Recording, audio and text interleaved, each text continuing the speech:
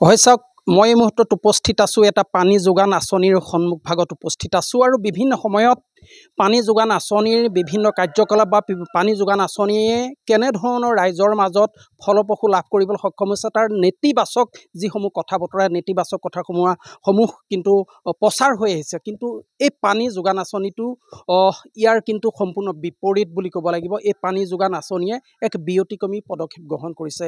যিহেতু পানী যোগান আঁচনিৰ ইতিবাচক যি খবৰ, আমি খবৰ লৈ আহিছোঁ। যিহেতু দেৰগাঁও যি জনস্বাস্থ্য কাৰিকৰী উপসংমণ্ডলৰ অন্তৰ্গত হাজৰিকা চুক পানী যোগান আঁচনি, এই পানী যোগান আঁচনিত আমি আহি উপস্থিত হৈছোঁ। যিটো সময়ত এই পানী যোগান আঁচনিসমূহৰ বিভিন্ন সমালোচনাৰ সন্মুখীন হৈ আহিছে। তাৰ যিটো নেতিবাচক দিশসমূহ ইতিমধ্যে প্ৰচাৰ হয়, বিভিন্ন ক্ষেত্ৰত সামাজিক মাধ্যমত প্ৰচাৰিত হৈ আহিছে বা বিভিন্ন বাতৰিত প্ৰচাৰিত হৈছে। কিন্তু ইতিবাচক খবৰ লৈ আমি আহিছোঁ। পোনে মোৰ সহযোগে পৰিৱেশটো দেখুৱাব। মই বৰ্তমান উপস্থিত আছোঁ হাজৰিকা চুক যি পানী যোগান আঁচনি, এই পানী যোগান আঁচনিত সন্মুখ ভাগত আছোঁ আৰু পানী যোগান আঁচনিৰ পৰিৱেশটো মোৰ সহযোগে পোনে দেখুৱাই আছে। আমি ND24 দৰ্শকসকলক পোনপটীয়াভাৱে পৰিৱেশটো দেখুৱাইছোঁ। এক ব্যতিক্ৰমী পানী যোগান আঁচনি, যিটো পানী যোগান আঁচনি 9টা মাহত ইতিমধ্যে ভৰি দিছে, 10টা মাহত ভৰি দিছে, 9 মাহ উকলি গৈছে।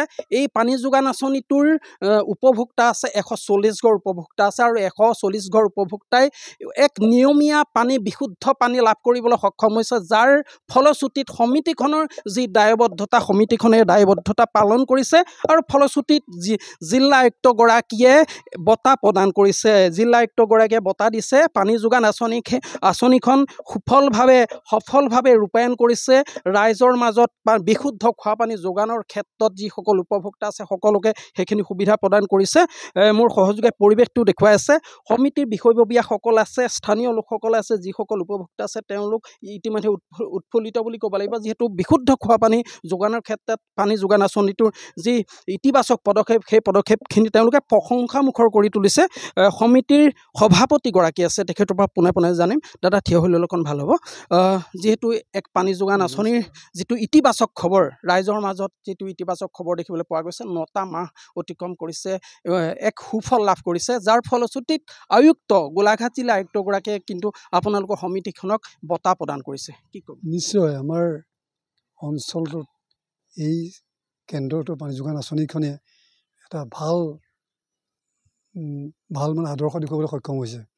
ৰাইজক বিশুদ্ধ পানী যোগান দিয়াৰ ক্ষেত্ৰত যথেষ্টখিনি কষ্ট কৰিছে কমিটিখনে আৰু ৰাইজে প্ৰয়োজনীয় দিহা পৰামৰ্শ আমাক দি আছে। সেইমতে আমি কাৰ্যব্যৱস্থা হাতত লৈছোঁ আৰু আমি ভাবিছোঁ আৰু অধিক আমি উন্নত কৰিম বুলি যত্ন কৰিছোঁ। আমাক ৰাইজে পইচা দি আছে, আমি পইচা কালেকশ্যন কৰি আছোঁ।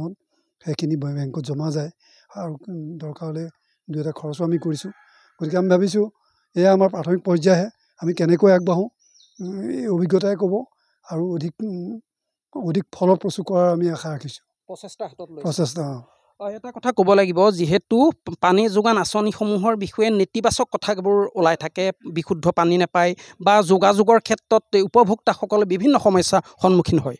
তাৰ কিন্তু ব্যতিক্ৰম আপোনালোকৰ যিখন আঁচনিখনে কিন্তু এক বেলেগ পদক্ষেপ দেখুৱাবলৈ সক্ষম হৈছে, যাৰ ফলত আয়ুক্তগৰাকীয়ে গোলাঘাট জিলা আয়ুক্তগৰাকীয়ে আপোনালোকৰ সমিতিখনক কিন্তু বঁটা প্ৰদান কৰিছে। পোনপ্ৰথমে আমি আপোনালোকৰ চেনেললৈ অশেষ ধন্যবাদ জ্ঞাপন কৰিছোঁ। আৰু আমাৰ যিটো এতিয়া 9 মহীয়াৰ যিটো আমাৰ পানী যোগানৰ যি প্ৰচেষ্টা, এই প্ৰচেষ্টাত আমি সফল হৈছোঁ বুলি এইকাৰণেই ভাবিছোঁ, কাৰণ আমাৰ যথেষ্ট প্ৰতি ঘৰৰ গৃহস্থীৰ কাৰণে আমি প্ৰায় 400 লিটাৰ পানী আমি যোগান ধৰি আহিছোঁ আৰু লগতে তেওঁলোকৰ পানীটো আমাৰ শুদ্ধ বুলি আমাক প্ৰমাণিত কৰিছে। আৰু লগতে আমাৰ যি মাহেকীয়াই যিটো আমি মানে এই পৰিচালনা কৰিবৰ কাৰণে আমি মেইনটেনেঞ্চৰ যিখিনি সুবিধাৰ কাৰণে প্ৰতি গৃহস্থীয়ে আমাক প্ৰতি মাহে 50 টকাকৈ দিয়াৰ সুবিধা মানে আমি ব্যৱস্থা কৰি লৈছোঁ। সেইমতে আমাৰ প্ৰতি গৃহস্থীয়ে আমাক দিছে আৰু আমি যিমান পাৰোঁ আমি মানে এই যোগানটো মানে ফলপ্ৰসূ কৰিবলৈ আমি চেষ্টা কৰি যাম। এইটো ক্ষেত্ৰত এটা কথা ক'ব লাগিব, যিহেতু মহিলাসকলৰ ভূমিকা থাকে, যিহেতু পাকঘৰৰ দায়িত্ব লয় সেইসকল মহিলাই, যিসকলৰ পুৱাৰ পৰা নিশা শোৱাৰ মুহূৰ্তলৈকে কিন্তু পানী তেখেতসকলৰ বাবে অতি প্ৰয়োজন। মহিলাসকল আছে, এগৰাকী বাইদেউৰ পৰা জানিম, যিহেতু বাইদেউ অকণমান ক'ব পাৰিব। একো নাই, তেনেকুৱা কথা একো নাইকিয়া, ক'লেই হ'ল। কোনে ক'ব?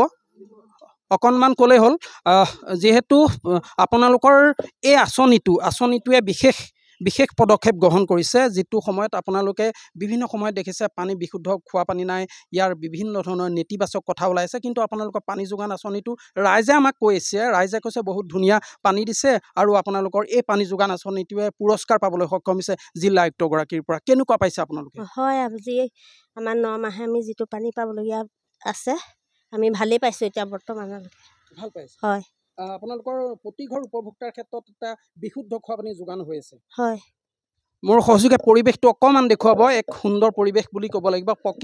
এক সুন্দৰ পৰিৱেশৰ মাজত এই আঁচনিখন ইয়াত তেওঁলোকে নিৰ্মাণ কৰিলে আৰু যাৰ ফলত প্ৰায় 140 ঘৰ উপভোক্তা আছে। 140 ঘৰ উপভোক্তাই ইতিমধ্যে বিশুদ্ধ খোৱা পানীৰ ক্ষেত্ৰত সুবিধা লাভ কৰিবলৈ সক্ষম হৈছে, যাৰ ফলশ্ৰুতিত গোলাঘাট জিলা আয়ুক্তগৰাকীয়ে বঁটা প্ৰদান কৰিছে এইখন সমিতিত আৰু তেওঁলোকে অধিক উৎসাহেৰে গাঁৱৰ ৰাইজক বিশুদ্ধ খোৱা পানী যোগান দিবৰ বাবে তেওঁলোকে বিশেষ পদক্ষেপ হাতত লোৱা পৰিলক্ষিত হৈছে।